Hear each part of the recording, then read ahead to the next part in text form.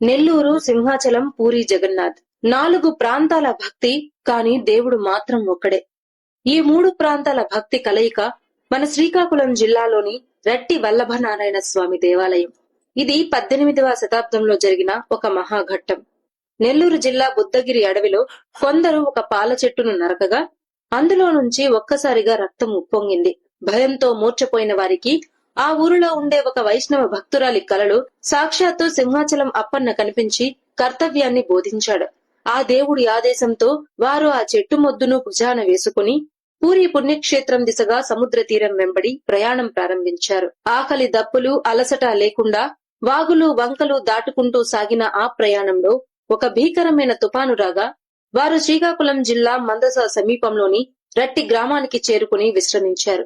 అదే రాత్రి ఆ భక్తురాలికి మళ్లీ దేవుడు కలలో కనిపించి తన స్థానం ఇదేనని చెప్పగా వారు తెచ్చిన ఆ చెట్టుకర్ర అక్కడ మహావిష్ణువుగా మత్స్య వల్లభనారాయణుడిగా వెలసింది.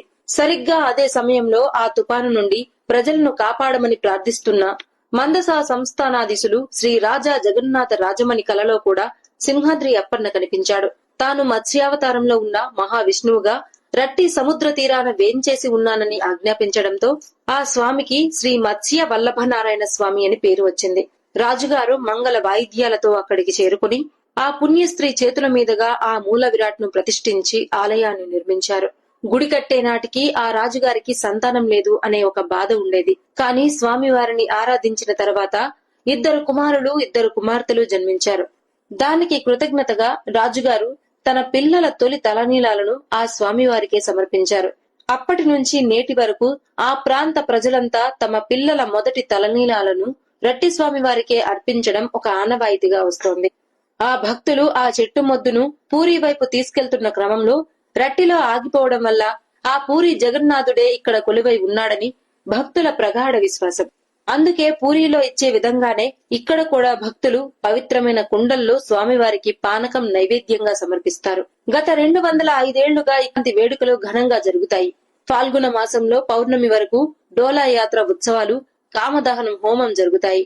అంతేకాదు ఆలయ ప్రాంగణంలో ఉన్న తులసికోట వద్ద దేవుడి సాక్షిగా జీవితకాలం విడిపోని స్నేహబంధాన్ని ఏర్పరచుకునే మోకరితనం లేదా నేస్తరికం అనే అత్యంత అరుదైన ఆచారం ఇక్కడి ప్రజల స్వచ్ఛమైన బంధాలకు నిదర్శనం. ఎన్నో అద్భుత ఆచారాలు ఉన్న ఈ రట్టి క్షేత్ర వైభవం మీకు ముందే తెలుసా? మీలో ఎంతమంది రట్టి స్వామి వారికి తలనీలాలు సమర్పించారో కామెంట్ చేయండి.